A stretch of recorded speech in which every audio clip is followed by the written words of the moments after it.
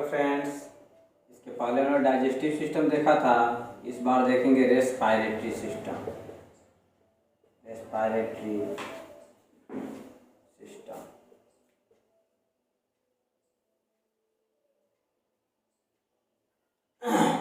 यानी इसका हिंदी होता है श्वसन तंत्र।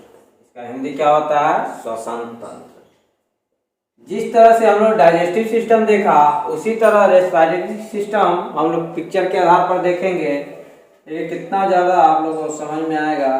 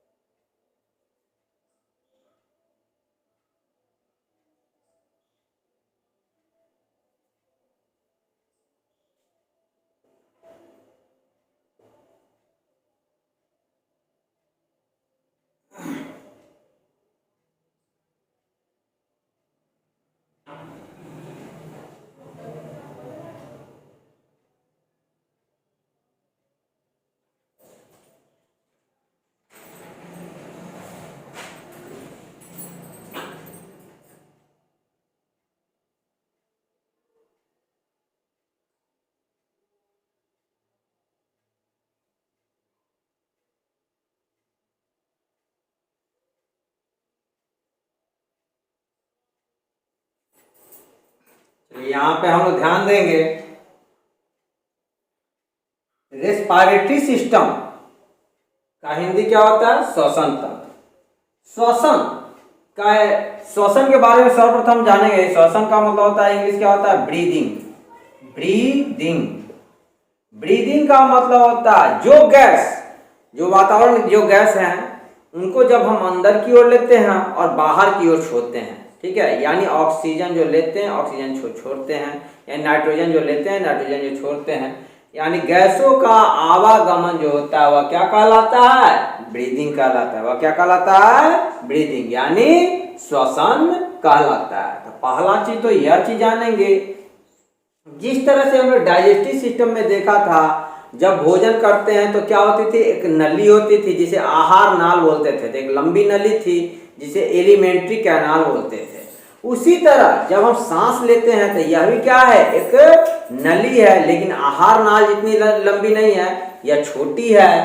तो कहा जाता है इसे रेस्पिरेटरी कैनाल कहते हैं। जब इसे क्या कहते हैं? रेस्पिरेटरी कैनाल कहते हैं। इस नली के भी कुछ अंग हैं, छोटे छोटे पार्ट हैं। जैसे ही रेस्पिरेटरी सिस्टम का कहता है मुख्य अंग क्या होता है? रेस्पिरेटरी सिस्टम का मुख्य अंग जो होता है वह क्या होता है? लंग्स होता है। वह क्या होता है? लंग्स, ठीक है, यानी फेफड़ा होता है।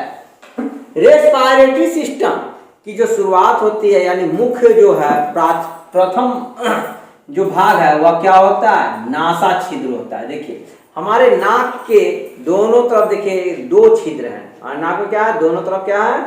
दो छिद्र हैं। इसे क्या बोलते हैं? नासा छिद्र। रेस्पिरेटरी सिस्टम का जो प्रथम अंग होता है मुख्य, वह क्या होता है?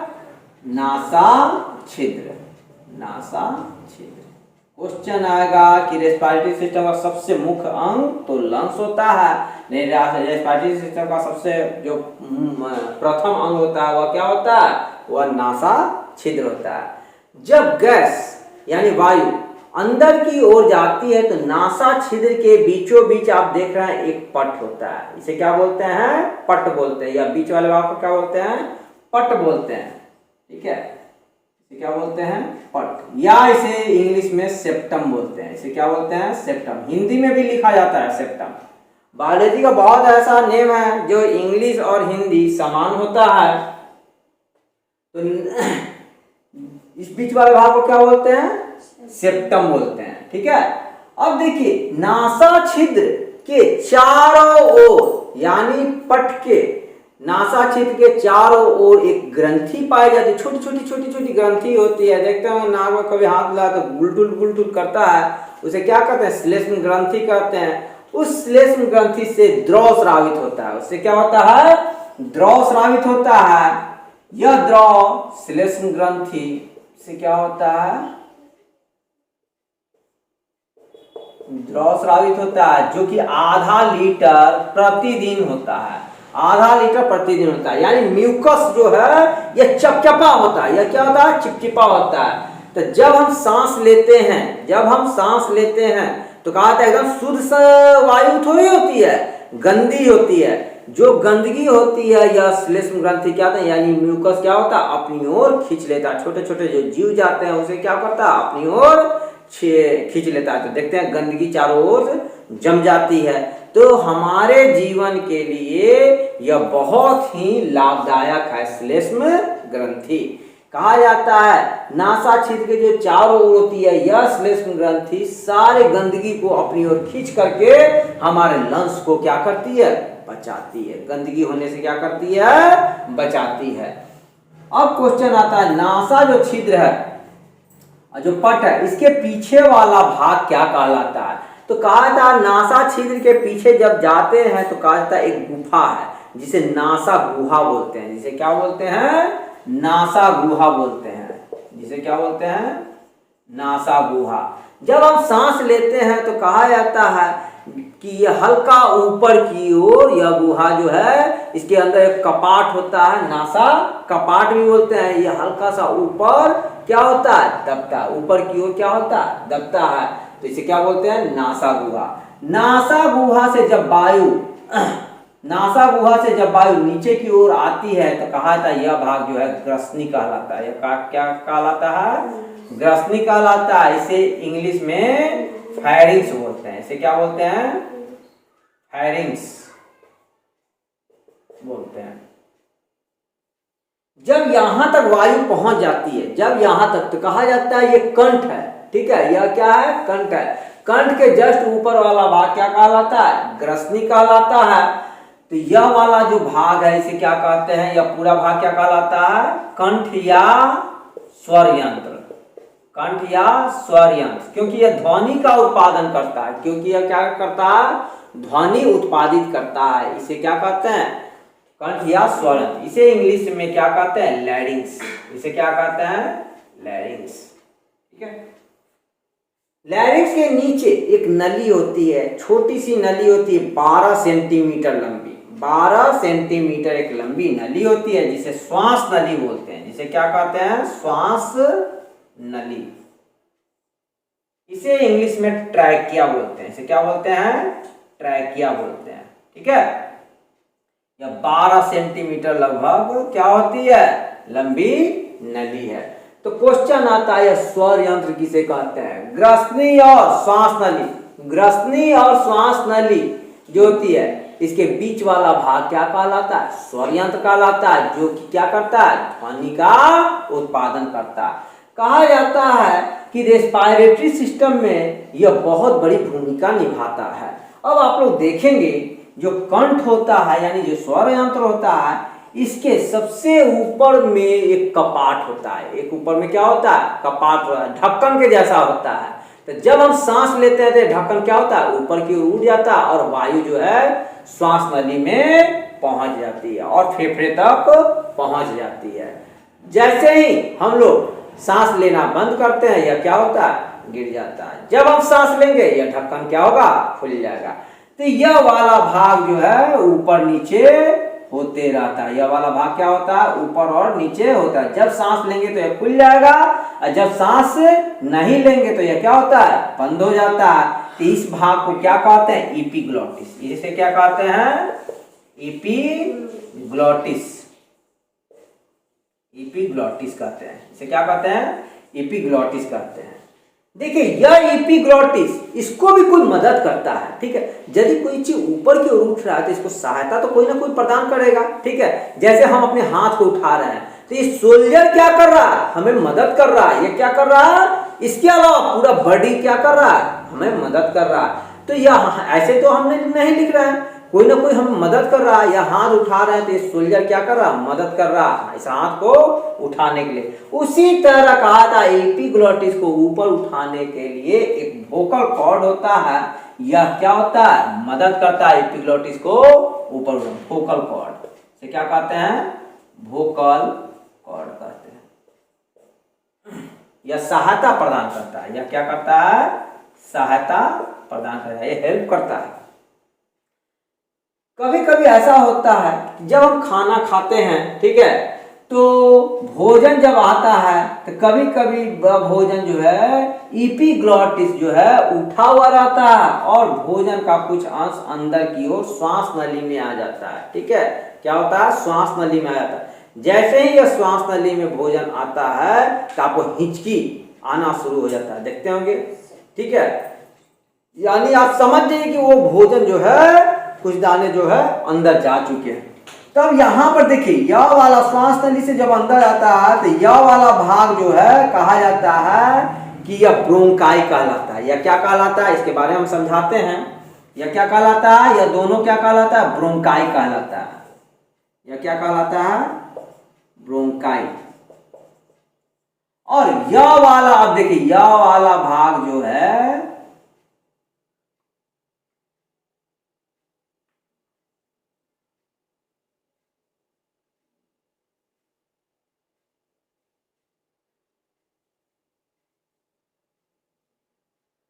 यह वाला भाग जो है ब्रोंक्यूल्स कहलाता है। यह वाला भाग क्या कहलाता है, ब्रोंक्यूल्स कहलाता है, ब्रोंक्यूल्स।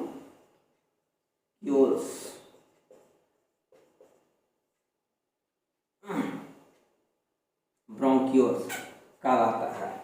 अब यहां पर एक चीज और जानेंगे, जैसे ही भोजन अंदर की ओर श्वास नली में आ जाता है तो ये वाला भाग जो है एल्वियोलाई है। ये क्या है, एल्वियोलाई है। यह तुरंत यह क्या करता है, पंप करता है, भोजन को कहता है भागो तुम यहां से ऊपर, हाँ ये मेरा जगह है। सिर्फ यहाँ पर क्या रहेगा, वायु रहेगी।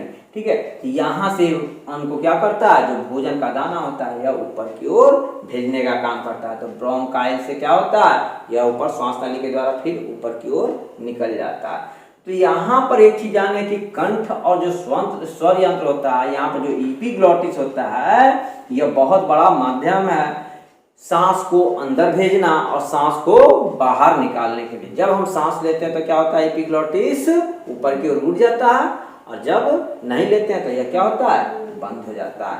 यहाँ तक किसी को दिक्कत नहीं है। दूसरा चीज है, यह श्वास नली है। यह वाला भाग क्या है, श्वास नली है। ठीक है, एक चीज और जान लेंगे, हम जो वायु लेते हैं यानी जो गैस लेते हैं, तो हमारा वातावरण का तापमान जो है काफी ज्यादा होता है। ठीक है, तो ज्यादा होने के कारण जैसे ही उस तापमान को हम अंदर की ओर लेते हैं तो यही श्लेष्म ग्रंथि क्या करती है, उस वायु के तापमान को शरीर के तापमान के इक्वल करने का काम करती है। क्या करती है, तो सोच सकते हैं बाहर का तापमान कितना ज्यादा होता है। कभी कभी बहुत ज्यादा धूप है और जा रहे हैं आप बाहर की ओर, तो गरम गरम सांस न लेना चाहिए, तो आपका गर्म हो जाना चाहिए, लंग्स गर्म हो जाना चाहिए, काफी ज्यादा हांफना चाहिए। लेकिन वैसा नहीं होता। ये श्लेष्म ग्रंथि क्या करता है, जैसे वो गर्म वायु को लेते हैं वो शरीर के अनुकूल बनाने का कार्य करता है। क्या करता है, अनुकूल बनाने का, जो आपका शरीर का तापमान था उसी के इक्वल उस तापमान को कर देता है।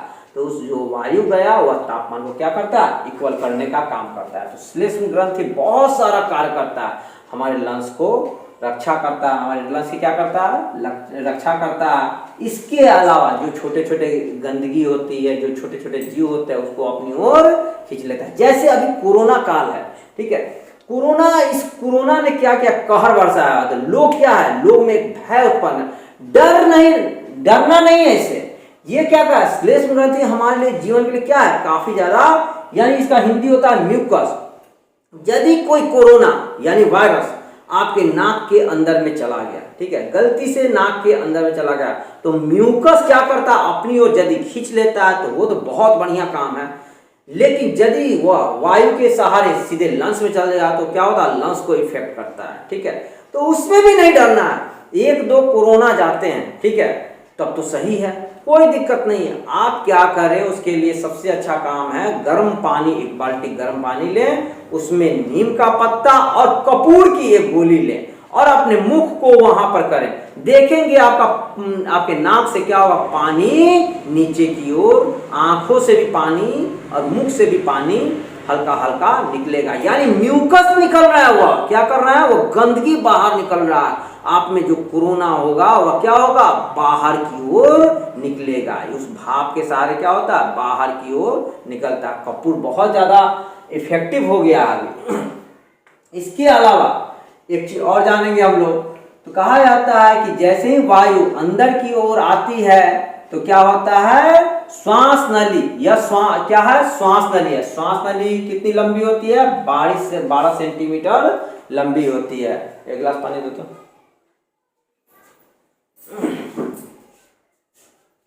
12 सेंटीमीटर लंबी होती है। अब एक चीज यहां पर जानेंगे, यह वाला भाग हमने कहा था, इस वाले भाग को काट के हटा दीजिए। इस वाले भाग को क्या करें, हम लोग काट के हटा दें और ऐसे पकड़े आप लोग इस डंटी को, आप लोग समझिए यह एक पेड़ है, ठीक है। अब इसको क्या कीजिए, सीधा कीजिए, तो लगेगा फूल पकड़े हुए हैं, ठीक है। यहां से क्या करे हैं, एक फूल पकड़े हुए हैं। तो कहा था यह एक शाखा है, श्वास नली जो है एक पेड़ का जो है मेन ब्रांच है, यानी सीधा है, ठीक है।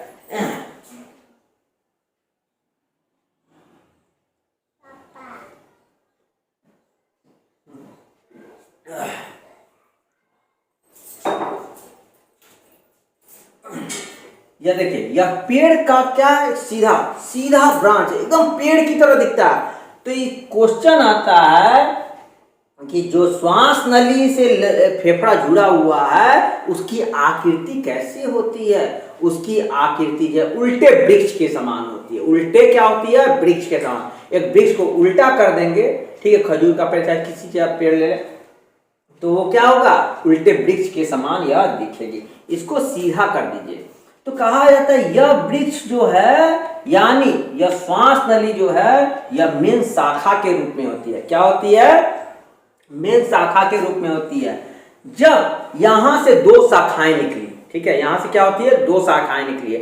तो जो दो शाखाएं निकलती है, एक शाखा से क्या हो, दो शाखाएं निकले, उसे ब्रोंकाई बोलते हैं। उसे क्या कहते हैं, ब्रोंकाई बोलते हैं। इस चीज को याद रखेंगे एकदम। जैसे ही जो श्वास नली है, यहां से दो शाखाएं निकलती हैं, ठीक है, क्या होती है, दो शाखाएं निकलती है। अब एक चीज यहां पर और जानेंगे, इसमें राइट और लेफ्ट कौन है, ठीक है। इसमें राइट यह वाला भाग है या यह वाला भाग है।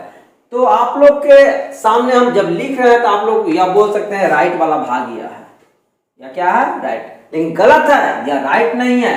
कहा जाता है जब भी हम पढ़ा रहे हैं उनको, ठीक है, या किताबों में दिया रहे, तो उसको अपने आप वहां पर खड़ा होकर सोचे, अपने आप। तो दायां इधर, बायां इधर, राइट हैंड इधर, लेफ्ट हैंड इधर। तो राइट कहाँ है, इधर है।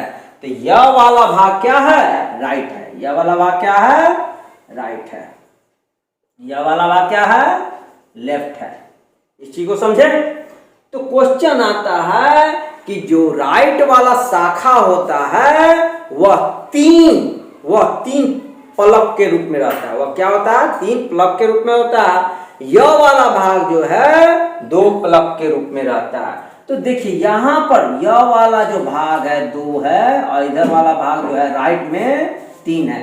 तो ब्रोंकाई जो है किसे कहते हैं, या तीन और दो, पांच वाले को क्या कहते हैं, ब्रोंकाई कहते हैं। अब देखिए दो शाखाएं जब निकल गई तो इससे बहुत सारी टहनियां निकल जाए, बहुत सारी क्या हो, टहनियां निकले, उसे ब्रोंक्यूल्स बोलते हैं। उससे क्या कहेंगे, ब्रोंक्यूल्स बोलेंगे। उसे क्या कहेंगे, ब्रोंक्यूल। तो इन ब्रोंकाई से कहा जाता है बहुत सारी टहनियां निकल जाएं, इन ब्रोंकाई से बहुत सारी टहनियां निकल जाए, उसे क्या कहेंगे, ब्रोंक्यूल।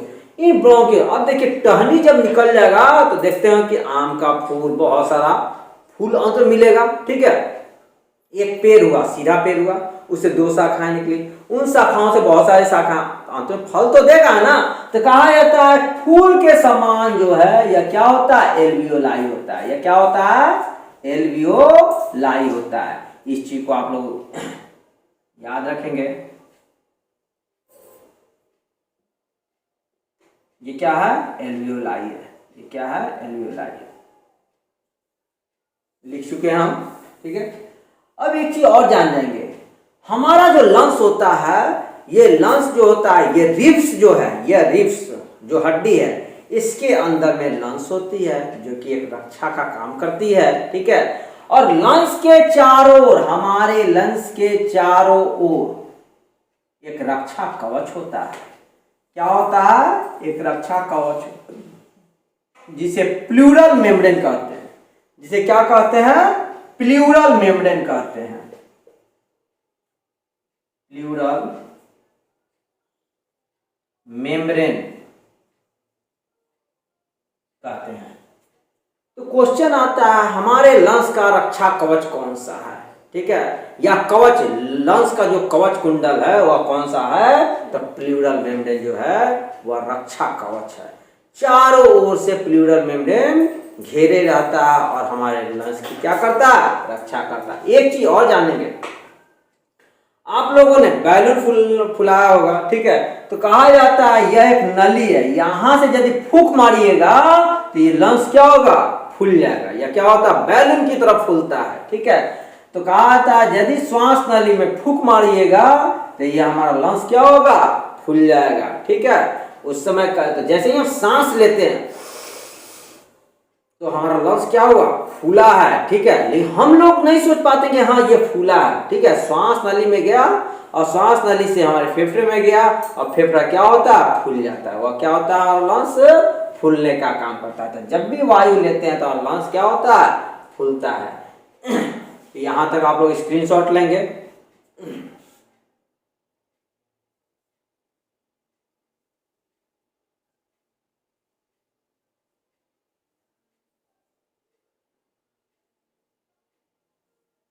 चलिए, इसके बाद हम लोग यहाँ पर एक चीज और देख लेते हैं। यह वाला आप श्वास नली देखे हैं, यहाँ पर हम श्वास नली देखे हैं।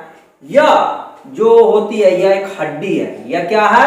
एक प्रकार की हड्डी है जिसे हम लोग कार्टिलेज बोलते हैं। जिसे क्या बोलते हैं? कार्टिलेज। कार्टिलेज, ठीक है। यह कार्टिलेज जो है, इसका नाम क्या है? इसका नाम जो है हम लोग जानते हैं हाइमिन कार्टिलेज। इसका नाम जो है हाइमिन कार्टिलेज। तो जो श्वास नली होता है, वह श्वास नली जो है वह क्या होती है? कार्टिलेज, यानी लचकदार हड्डी है। यह क्या है? एकदम लचकदार है। कार्टिलेज भी क्या है? हड्डी होती है। पढ़ेंगे हम लोग स्केलेटन सिस्टम में, उसमें बोन और कार्टिलेज के बारे में हम बताएंगे। तो कार्टिलेज जो होती है वो लचकदार हड्डी होती है। वो क्या होती है? लचकदार, बहुत मुलायम हड्डी होती है।